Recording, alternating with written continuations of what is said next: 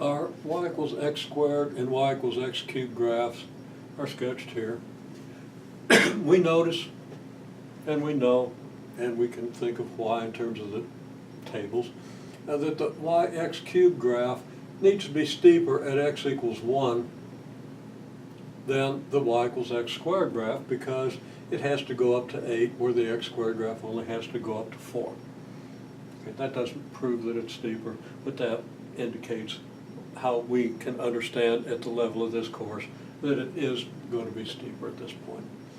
It's also flatter near x equals 0, because remember, by the time it's up to x equals 1/2, x cubed is only up to 1/8, whereas x squared is up to 1/4. X squared is twice as high at x equals 1/2 as x cubed. So x cubed starts flatter and then goes steeper within the interval from 0 to 1. Okay, now what we want to do is look at the interval between x equals -1 and 1 and look at the values of the function y equals x to the 4th and y equals x to the 5th. See what kind of trends emerge. Well, y equals x to the 4th, if x is -1, x to the 4th is 1. That would be -1 times -1, etc. 4 times 4 negatives is going to give us a positive. So we get a positive 1. Then, of course, 0 is going to give us 0, and 1 is going to give us 1. Let's just quickly contrast that with x to the 5th, because when x is -1, now x to the 5th is going to give us -1 multiplied by itself 5 times. That's 5 negatives, and that's going to give you a negative. So we're going to have -1 here, and at 0 we're going to have 0, and when x is 1 we're going to have 1. So one thing we can see immediately is that the x to the 4th is always going to give us positive values or non-negative values. We're never going to get a negative by taking a 4th power of any real number. So the graph is going to stay above the x-axis just like the x squared graph does.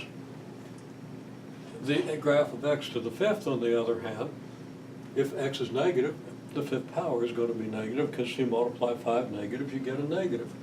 So we're going to get negative values on one side of 0 and positive values on the other. So that graph is going to have more characteristics of the x cubed graph, which goes negative and then positive.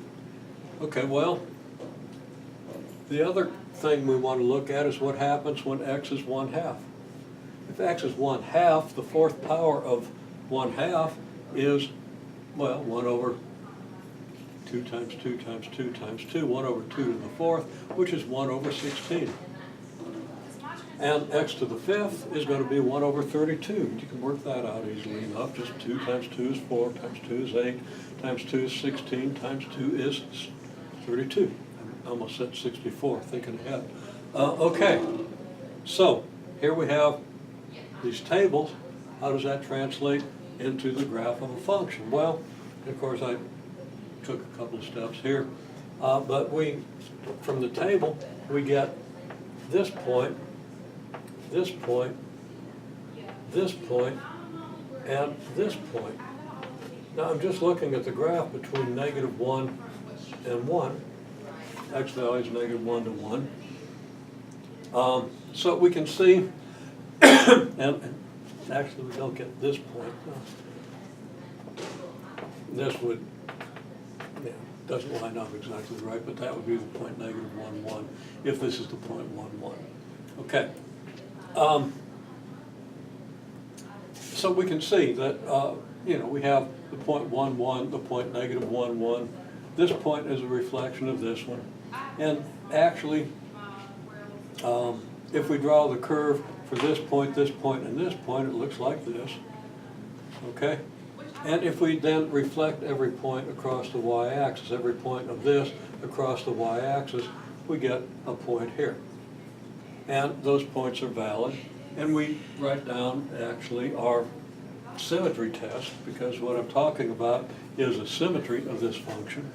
F of x is x to the 4th. F of -x is -x raised to the 4th, which is just x to the 4th, since -x times -x times -x, okay, gives you x to the 4th. So f of negative x equals f of x, and that goes back to our symmetry tests and our idea of even and odd functions, showing us that this is an even function. So the reflection over here, the right half reflects through the y-axis to give us the left half. And symmetric with respect to the y-axis as an even function has to be. So I'm saying, well, thus the graph is a reflection through the y-axis. We could do symmetry with f of x equals x to the fifth. F of negative x is negative x to the fifth. Okay? Negative x raised to the fifth is negative x to the fifth. So f of negative x is equal to negative f of x, and if you recall, this tells us that the graph is symmetric with respect to the origin. Meaning that if we take the points 0, 0, 1 half 1 over 32, and 1, 1, these 3 points,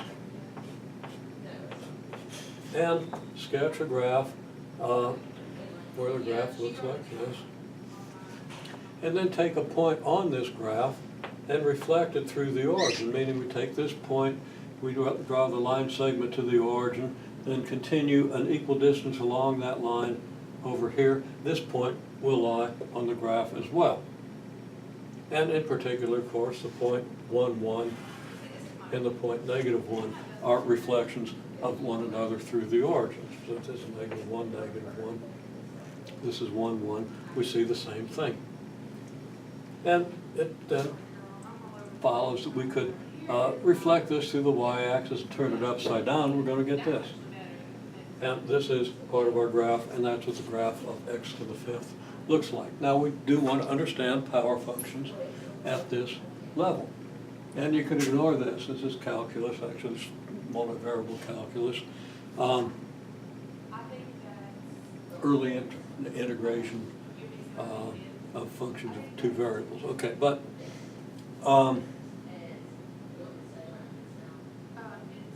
we'll define power functions and polynomial functions in a minute and see where we're going with this. We need to understand these functions. So we need to understand the progression from x squared to x cubed. We go from an even